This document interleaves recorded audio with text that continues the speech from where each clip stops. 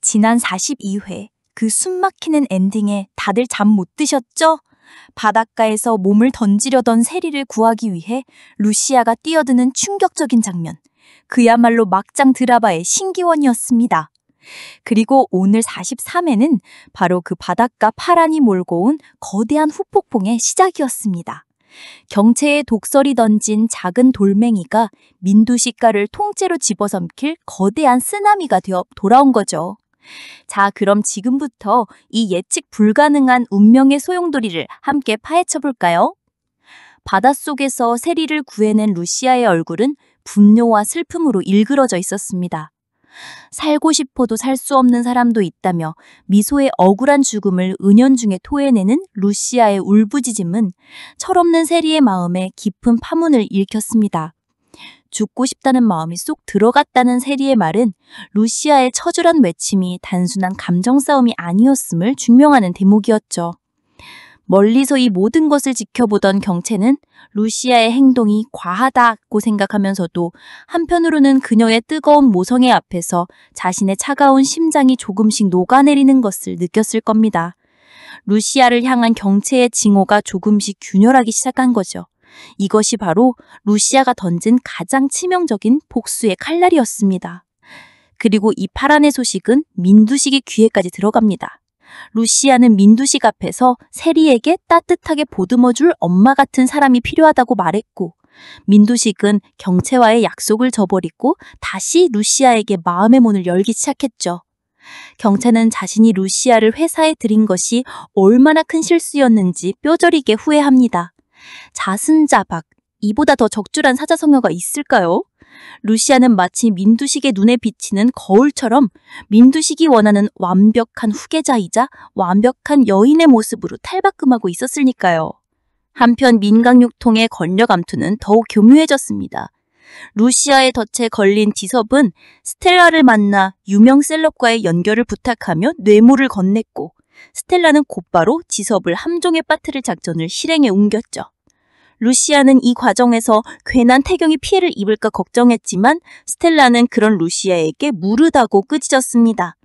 복수에는 자비가 없다는 스텔라의 냉혹함이 드러나는 순간이었죠.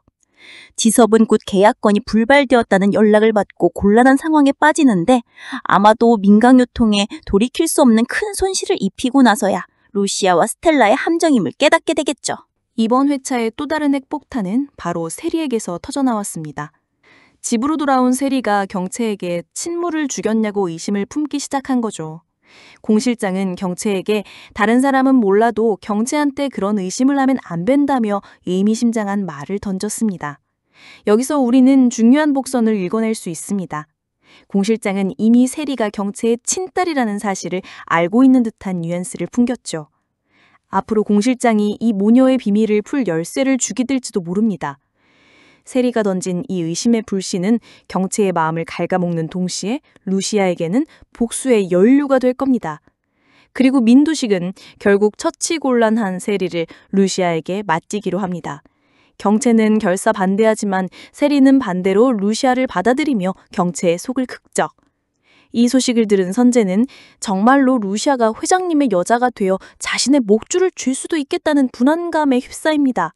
경체보다 자신과 손을 잡으면 이득이 더 클 거라는 루시아의 달콤한 유혹에 흔들리기 시작한 선재. 그의 선택이 앞으로의 전개에 어떤 변수가 될지 벌써부터 궁금해지네요. 그리고 43회의 엔딩은 또다시 우리를 충격의 구렁텅이로 몰아넣습니다.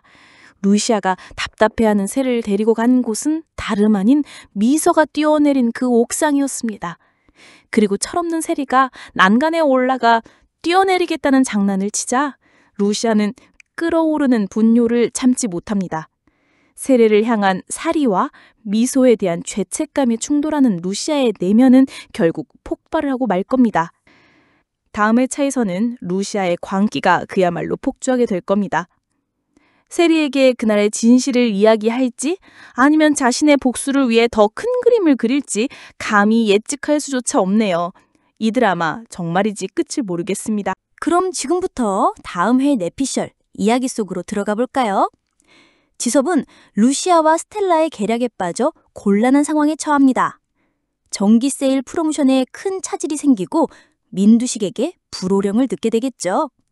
지섭은 초조한 표정으로 사무실에 앉아 있습니다. 도대체 왜 일이 이렇게 꼬이는 거야? 그때 루시아가 지섭의 사무실로 들어옵니다. 루시아의 등장에 지섭은 화들짝 놀라며 자리에서 일어납니다. 루시아 씨, 이게 다 무슨 일입니까? 대체 왜? 루시아는 차가운 미소를 지으며 지섭의 말을 끊습니다. 지섭 씨, 제가 누누이 말씀드렸죠? 당신은 욕심만 많고 실력은 없는 사람이라고. 이제야 제 말이 맞는다는 걸 깨달으셨나 보네요. 루시아는 지섭이 사면 초과에 빠진 이 상황을 놓치지 않을 겁니다.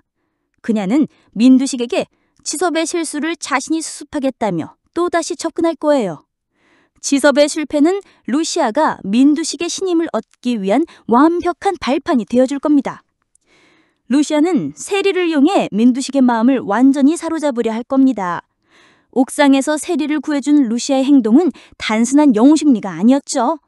루시아는 세리에게 죽은 미소의 한을 풀어주기 위해 살아남았다는 이야기를 들려주며 세리의 마음을 완전히 얻을 겁니다.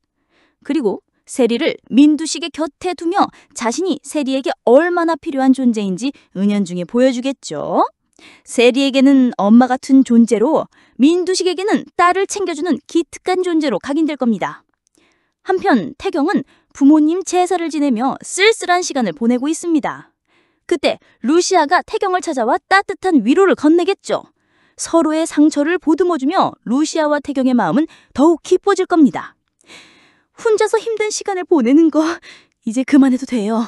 나도 늘 혼자였으니까.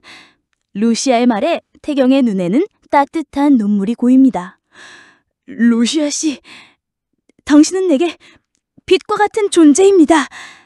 이 자리에서 두 사람은 서로에 대한 마음을 확인하고 키스를 나누며 뜨거운 로맨스의 시작을 알릴 겁니다. 이들의 로맨스는 루시아의 복수 계획에 어떤 영향을 미치게 될까요? 사랑과 복수 사이에 갈등하는 루시아의 모습이 그려질 44회 절대 놓치지 마세요.